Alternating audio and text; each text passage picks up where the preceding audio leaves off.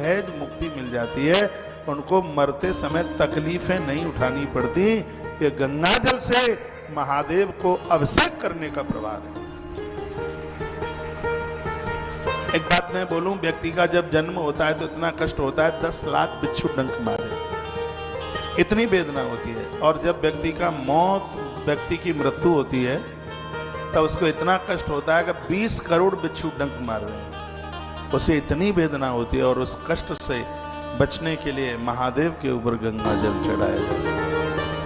आप पूजा की बाल्टी में आप पानी में थोड़ा गंगा जल डाल लें और उस जल से देवताओं को स्नान कराएं, जल को शुद्धि मिल जाएगी।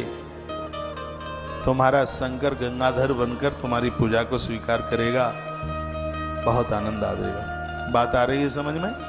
धन्यवाद। आगे की बात मैं बोल रहा हूँ वो मैं यह निवेदन कर रहा हूँ, जो घी की धारा से, घृत की धारा से भगवान का अभिषेक करते हैं, द्वितीया के चंद्रमा की तरह उनके वंश का विस्तार होता है। वंश वृद्धि के लिए आप कहोगे आपने पहले दूध को बताया है, दूध के द्वारा तो वृद्धि आपके घर में आपकी बहू है। तो ये बात बहुत ध्यान से सुनना है, बात समझ में आ जाए वही तो कथा है। आप दूध से भगवान को स्नान कराते हैं तो उससे आपका बेटा है, आपका पोता है, यानी जो आपकी ही पलगैया से जो परिवार आगे बढ़ रहा है, जो आपसे ही पैदा है, चाहे आप पापा हैं चाहे आप माँ हैं, तो आपके माध्यम से जन्म लेने वाले वो बच्चे, उनका वंश नहीं रुकेगा, वो बढ़ेगा।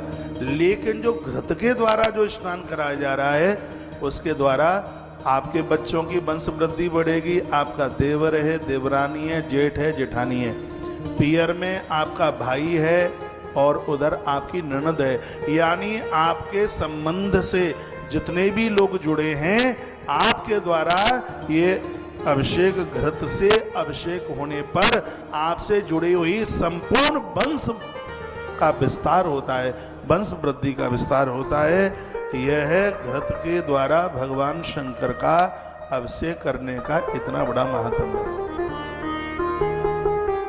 इसमें पूरा श्रृंगी में घृत गर्म करके जब वो बिल्कुल तरल हो जाता है, बहने लगता है, और भगवान शंकर का अभिषेक होता है। बहुत बड़ा विज्ञान है, बहुत बड़ी विधि है, आनंद भी बहुत बड़ा है। बातें छोटी छोटी हैं लेकिन इनका प्रभाव बहुत ज्यादा है। अपने आप लगेगा 5-7 किलो घी, आनंद हो जाएगा, बहुत अच्छा हो जाएगा। आप कहेंगे फिर इस घी का क्या करेंगे, उसमें तो पानी वगैरह सब मिल गया होगा। इसको पीपल या बरगद की जड़ों में उसको आप डाल देना। शंकर का यानी किसी भी देवता का नहाया हुआ जो पानी है वो तुलसी माँ को नहीं डाला जाता। बहुत लोग सूर्य भगवान को अर्घ देते हैं तो तुलसी की जड़ों में पानी, ये गलत है बिल्कुल। तुलसी की जड़ों में जल है, वो तुलसी के निमित्त होता है, वही जल डाला जाता है।